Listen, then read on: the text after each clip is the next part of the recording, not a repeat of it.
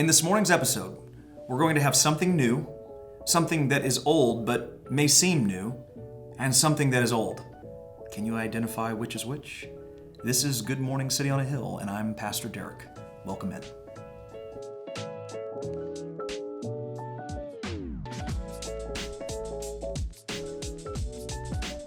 Well, good morning, City on a Hill. Glad you are tuning in for another great episode we've got planned. Lots of things happening, not only this month, but really this week. A lot of stuff going on. Before I get to it, I just want to say, first of all, last night of worship, if you weren't there, you missed out. You missed out. It is an incredible time, as always, to gather, worship with God's people, observe the Lord's Supper. There's just so many reasons for why I think it's such an impactful night. I think when people hear night of worship, they think like, oh yeah, it's worship, which is obviously incredibly important. It's the only thing, keep in mind, the only thing we do in church that we will continue to do in heaven. So just for what that's worth, no more teaching because you'll know all things even as you've always been known. No wisdom, no prophecy. I mean, all those things are sort of taken care of, but worship continues. And so worship is a really big deal. But beyond that, the observation of the Lord's Supper, obviously a huge deal in the life of a Christian, or at least it should be. We do that on nights of worship. Let me explain this for a minute, why we do this on night of worship and not on Sunday mornings. Paul gives a lot of explanation for how the Lord's Supper should be done in 1 Corinthians. And one of the things that he is very clear about is that it is a practice for believers and not for unbelievers. And that if unbelievers take the supper in an unworthy manner, then they are actually drinking and eating judgment upon themselves, Paul says, which is really daunting language. We're not really sure what exactly is meant by that, but whatever is meant by that, it's certainly not good. And so we try to set that practice up on night of worship and not on Sunday morning, with the idea that we're not inviting non-believers to night of worship. Night of worship is a time for believers to gather. And so if you have other Christian friends that are plugged in other churches and just want to come and worship with you, totally fine. But if you have like aunt, uncle, friend who doesn't know the Lord and you're thinking like this is a good opportunity to bring them so that maybe they get connected, this is really not the best event for them for that. That'd be more of a Sunday morning or Wednesday night or a special event, that like a women's Christmas party or something like that that's also coming up, by the way. So just for what it's worth, that's why we do that. We don't believe it's necessary to take it weekly. I think that if you're going to put a time frame on it, Good Friday is really probably the best time to do it, because Jesus says, as often as you do this in remembrance of me. This is a reference to the Passover meal, which takes place on what we call now Good Friday. So if you're going to make an argument for when you should do it, that's really the only argument I can make from the scripture. Nothing wrong with taking it weekly, but then you have the awkward situation of non-believers being there, and you know how it is. If you pass the plate and they're like, it puts pressure on people. And so all that to say, very important, the elders are there. They help distribute the Lord's Supper, so it gives you just kind of some face time with them, which I think is also very important, just to have kind of a face to a name and see them operating in the capacity that they are operating in, that you affirmed them to be. And so hopefully, if you missed, it was for a good reason, and the next time we have one, you'll be there, because it is just really such a valuable experience beyond just the worship, which is in and of itself valuable.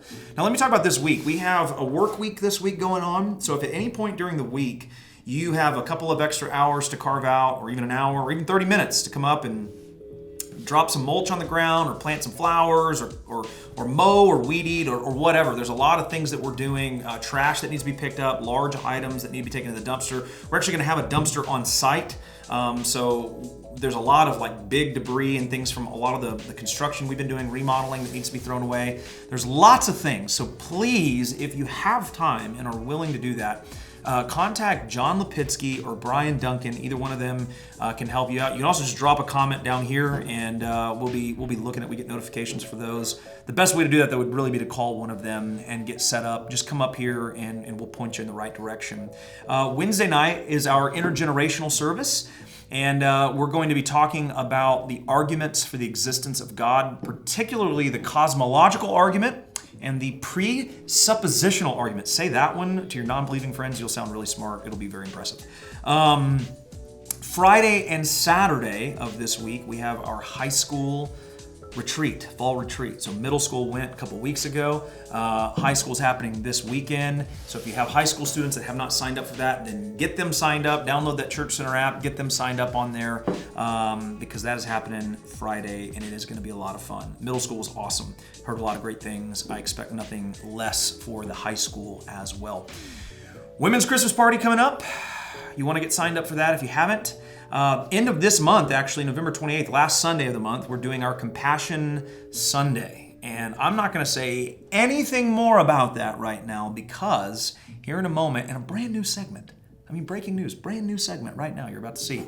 I'm going to be talking with Chris, our community pastor, about what Compassion Sunday is and why you should be here, really because it's Sunday and it's church day and you should be here anyways, but why you should specifically be here for this one because it's really just a very impactful, amazing thing that is going to be happening. So coming up next, we have a brand new segment called Coming Soon to City on a Hill. Stay tuned. We'll be right back. Coming soon to City on a Hill.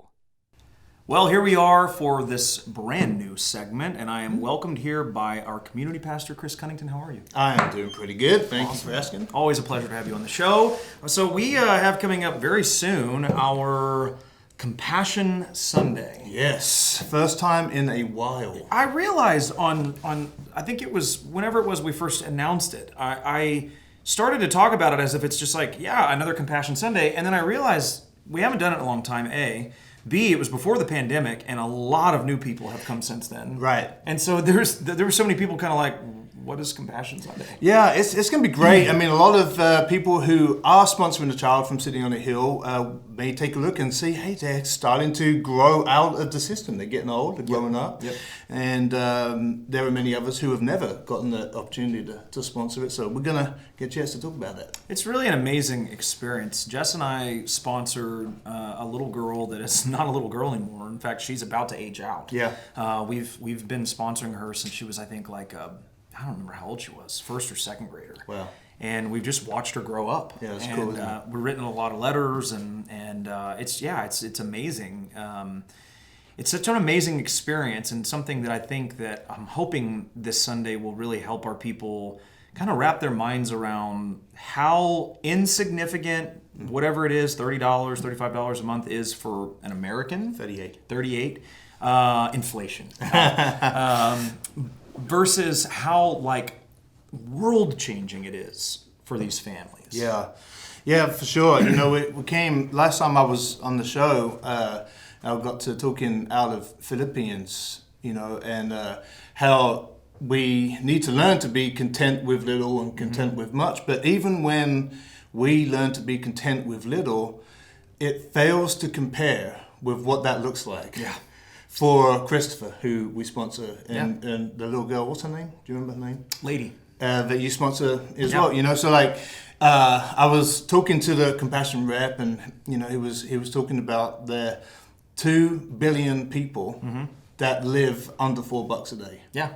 And when we get to go, so 10 years ago nearly, so it was 2013, I went on that trip. Yep. And I was the only person on that trip who didn't have a sponsor. Yeah. So I got to meet Christopher and then sponsor him. Oh man, that's amazing. And it was really, really cool. Everybody else went there looking forward to meeting their kid. And part of what we'll talk about on Compassion Sunday is a trip we have planned for 2023, literally 10 years after we went as a church.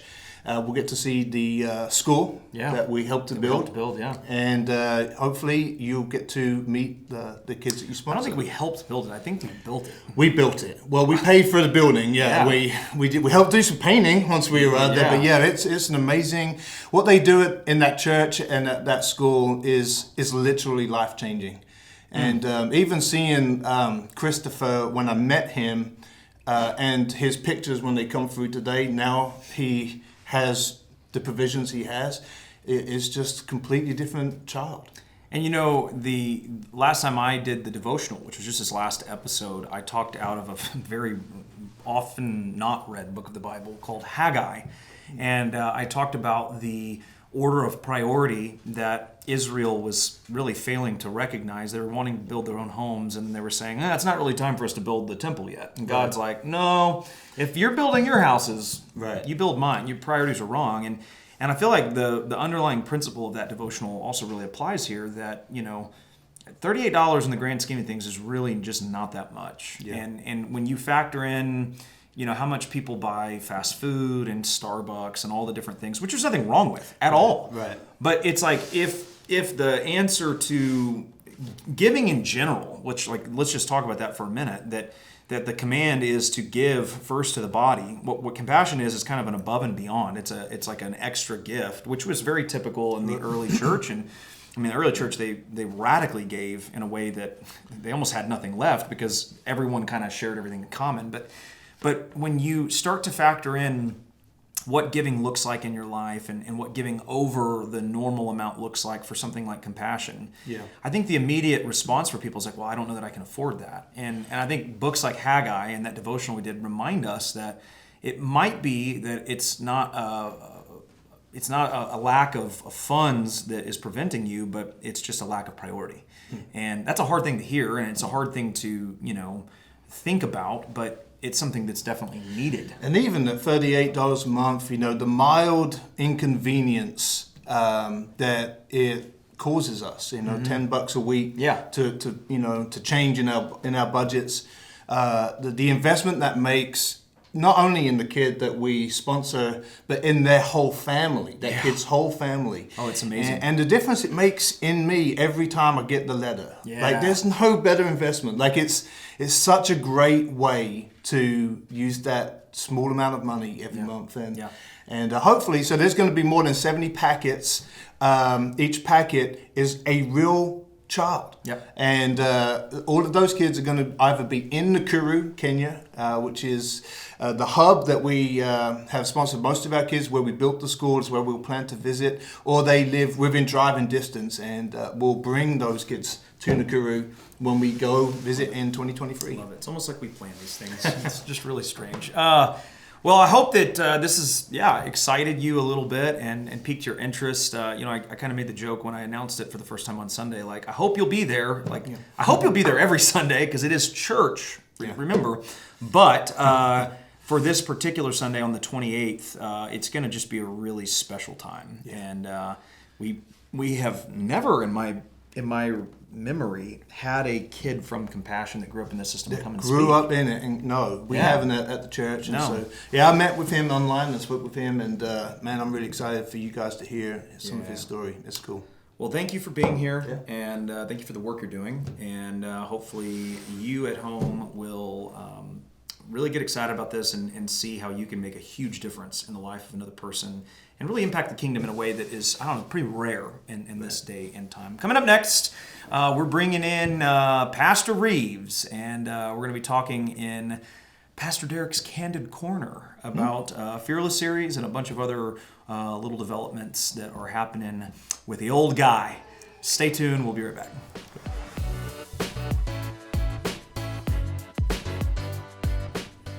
Well, here we are in the Candid Corner with the man himself, the Doc. James, how are you, man? I'm good, man. Good. We occasionally like to bring you on here and hear, for those at home that are not in service, that don't hear those little updates, or that don't follow you on Facebook, which if you don't, you should follow them on Facebook. How's the Fearless series going? Well, a lot of people have unfriended me on Facebook. You might want to get back on there. We got to laugh or we're going to cry. Click the unfollow button. Make him get back on there. So how's it going? You've been busy. You've been kind of moving around. It has been busy, and that's wonderful. I love it. It's went to Portland, been in Colorado twice, was down in Corpus Christi teaching at a men's conference, and also got to do a Fearless conference, because I pretty well developed a policy that I don't accept a speaking engagement if I can't also do a Fearless event. Yeah. So when they asked me to come to that men's thing, I said, well, I'll come, but you need to have a women's event for Fearless the night before. And they typically go, well, that's great. That's great, yeah. And so they have. And then I was out in Baltimore. Yep. Weekend before last. And You're going to Reno soon. I'm going to Reno next week. Yeah, okay. Reno, Nevada. And I'm actually doing 2 events there, a Fearless event. Lori Perez, who was longtime member here, long before you guys were here. And she and Mario got married here. She's recovering. And remember that she name. came to Christ here. Yeah. And now she's on the staff full time at Reno Christian Fellowship. It's been 25 years ago that they left, I think. I think she's come to visit some. She has, Yeah. Good friends with the Wimps and some folks here. But so Lori's had me do a Fearless event at her church, and then I'm doing an event for another ministry there in Reno that just happens to be located in Reno. Man. And I think they're expecting 300 or 400 people to come to that. So yeah, it's pretty cool. It's pretty exciting, and I'm getting to meet a lot of new people. These ministries that I'm being introduced to that are connecting with Fearless, and goodness. The contact point for the Bellevue Baptist thing with Fearless, where Bellevue Baptist in Memphis is going to do the Fearless series starting January 12th. Yeah. I have 8,000 people on Sunday mornings. Well, the contact person for that, I met in Portland at the Pure Desire thing. She and her husband were there. They fell in love with Fearless, so wanted to promote that. So she's the one that's kind of gotten the foot in the door, but she and her husband do Zoom groups. Right. All over the country. Right. And they have a ministry called Jordan's Lighthouse.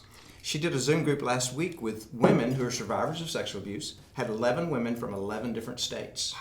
And she does those for free. And so they're gaining, support, mission support.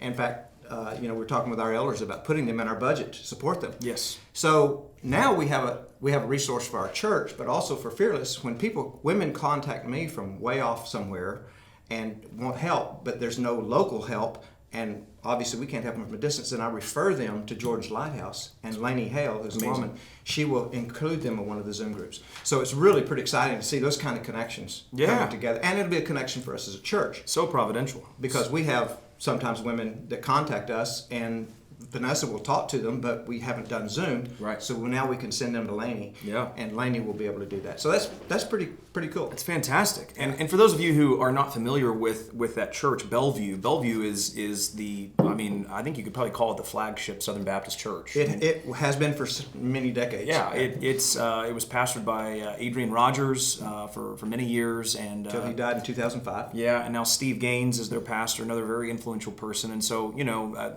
it's a big deal because with Bellevue doing it, several other larger Southern Baptist churches would see that and maybe not know who Fearless is, but go, well, we know who Bellevue is. Yeah, and if they're doing it, it must be okay. Absolutely. And that same woman, Lainey Hale, she knows a lot of people. Yeah.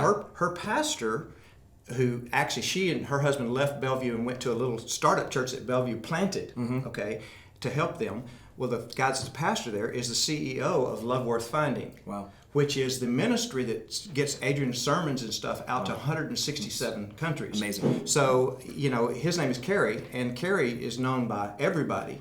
And he's putting it in his church after the first of the year, and he's also helping get it into other churches in Tennessee and stuff. So, just those contacts like that just happen, and can't plan those out, This is like, what, so you're 40-something years into ministry. This is probably the most close to apostleship you have... I mean that in a little meaning, right. But you're all over the place. Yeah, I really kind of consider myself now at this point in my life, with you being able to take the senior pastor role and me be free to go, as really an apostle to the churches, and not to starting churches, but to the church. Yeah.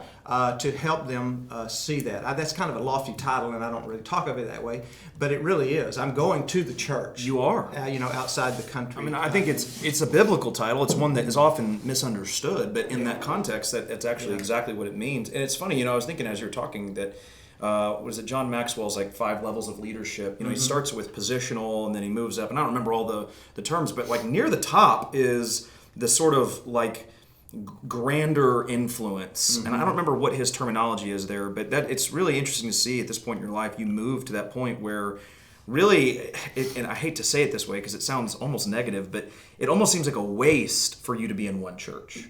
Like you have something that a lot of churches need to hear and see. And so seeing you go to all these different bodies and go to all these different ministries is, I think it's something that is, you're set up for it. You have the skill set. God's given you the message. Well, and the base is City on the Hill. And, if City on the Hill hadn't been doing what it's been doing for the last 3 decades, trying to do this kind of help, hope, and healing, I wouldn't be able to do this. No. And the only way that people even know me is because of what City on the Hill, the church, the people, the hand, the hands and feet of Jesus in this church. have been doing for those 3 decades. And so because of that, I've gotten a little bit of opportunity to do things. I tell people all the time, I'm nobody, but I know a lot of somebody. I know a lot of somebody's right. And, God's just opened that door That's for me to get connected to a lot of somebodies. Really, really cool. And the Conquer series was a big part of that. Yeah. When I go to one of these places, all the guys all know me. Yeah. From the Conquer series. Right. They come up, you're James Reeves, aren't you? You look different Yeah. than you did on that. And I said, well, I got this continuing medical condition Right. that changes my look. But yeah, it's really kind of funny. And I've really just had a blast. That's so awesome. So if you would at home, a couple of things. Obviously, continue to pray. That's the first thing we're going to ask you to do. Pray over the Fearless series, that God would continue to open doors, that more and more churches would be interested in doing this. And I cannot overemphasize this enough. This is not about the success of James or the success of City on the Hill. This is about getting something into the church's hands that provides real help, hope, and healing to women who have had the most egregious and evil form of abuse waged against them. This is truly something that brings the help, hope, and healing of Jesus. And so we want to see that. Secondly, I would say if you're interested, and I didn't even say this, but I'm going to just throw it out there. If you are interested in maybe supporting something like Jordan's Lighthouse, and you want to give a little bit of extra money a month as well, we are going to be supporting them to a degree this next year in 2022 and beyond, I'm sure. But if you feel like, hey, man, that sounds like something I'd really love to just pitch in, even 15 or 20 bucks a month would really go a long ways for a group like that. These people are godly people. They are. They are solid in the faith, and they both are just definitely committed to helping people. And they offer their service to women free. That's amazing. And Ron, her husband, he works with the men on the Conquer series size and the sexual addiction and pornography. But they offer that free to the individual. But in order to do that, they have to have church support. Yeah. Like a missionary. Yeah. They're supported by churches. So Yeah. they can offer this to, I just referred a woman to them from Victoria, British Columbia yesterday that contacted me. Amazing. And this college student that I wrote about on Facebook this week, we're going to connect her with Lainey. Yep. So it's just really wonderful. The frustration for me was really strong when a woman would contact us through the Fearless series, and we go, how do we help this woman? Yeah. What do we do? I don't have the resources, and now Lainey, God has put her in our path, and so it's really exciting. So if you'd like to do that, then you can drop a comment. We'll contact you. You can contact James directly. Contact the office, Cherie. Whatever we need to do to get you set up with that, we'll connect you to the right people. Now, before I let you out of here, Okay. let's hear give the people what they want, which is a devotional, a way to send them off. Something that would go real nice on a coffee mug, maybe. Okay. Something really sweet that will make them feel Repent good. or perish. Yeah, exactly. Something like that. That would be wonderful. Okay, I'd love to do this. They asked me to do this a couple of days ago, and so recently I was attacked almost in a drive-by shooting by someone who said that the recovery for me is all on an intellectual level, and that's not true. But we do have to do things on an intellectual level in order to make it practical. Yes. And there has to be people that think critically and think intellectually in order to understand theory so that it can be put into practice. Otherwise, you'd be wasting your time doing your doctorate in education. Right. Because that's about theory. It's is. about looking at education academically so that it can be actually practiced. My dissertation is the philosophy of educational curriculum. Not something you're going to teach in a Sunday school class, but you're going to be able to put out a lot of things out there that those Sunday school teachers will be able to use. Our Sunday school classes will feel the results of it. Yeah, They absolutely. won't be taught them. So this whole thing, you just do this on an intellectual level. Well, no, not only on an intellectual level, but somebody's got to do it on an intellectual level.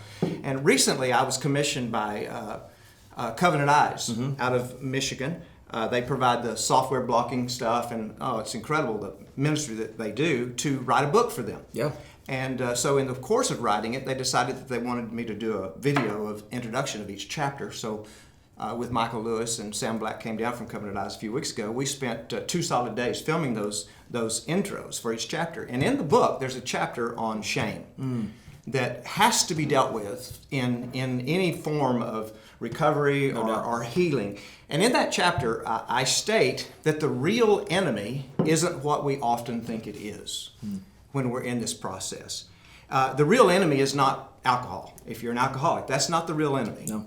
It's not sex if you're dealing with sexual addiction. It's not abuse. It's not codependency. The real enemy is not what you think you struggle with. Right. Because if we see that thing as the real enemy, then that's what we'll focus on. Right. Our entire focus will be on that issue. And it's all we'll think about, and it just dominates our lives. It's a little bit like cancer. If you have cancer and you have pain, if you just focus on the pain, well, you're going to die. Right.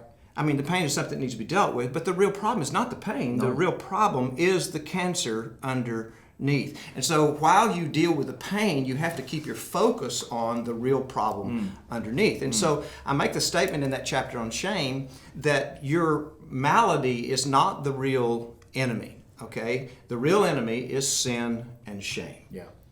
And in all of our recovery and all of our woundedness, there is sin at the bottom of it. No doubt. And sin comes to us from two perspectives. Either it's our sin, sometimes we've been wounded by our own sin. Often we've been wounded by the sin of others against us. So sin is at the root of this issue. Yeah. We have to deal with sin. So we deal with the root problem of our own sin through God's forgiveness. Yes. And accepting God's forgiveness. Yes. But then we deal with the root issue of others' sins against us by struggling to forgive them. Right. Okay? And so we deal with other sins by forgiving them. We deal with our own sin, the root issue, by accepting God's forgiveness and then being willing to forgive ourselves. And that isn't easy. No. Obviously, it's probably the hardest part, 2 steps of the entire process. But in order to do that, we got to have a proper understanding of what forgiveness is, what it isn't. We talk about that a great deal. Then the next enemy, the enemy that is the subject of that particular chapter, is shame. And shame and guilt are different. Guilt refers to something I did. Shame refers to who I think I am. Ooh. And those are vastly different. It's very good. And guilt is dealt with by forgiveness, and shame is a whole nother issue that has to be dealt with in the recovery process. So guilt says I did something bad. Shame says I am bad. Oof. It's woven into the fabric of my character. And so shame is much more difficult to deal with than guilt, but it has to. So sin and shame have to be the focus for us as we're dealing with these debilitating issues there at the root of our healing.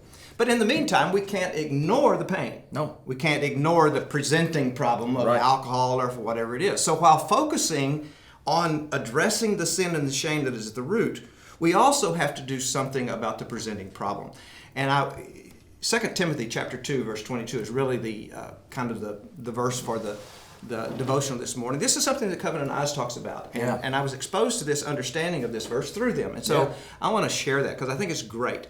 In 2 Timothy chapter 2, verse 22, we divide the verse into 3 parts to understand what it tells us. First of all, it tells us that there's something that we should flee from.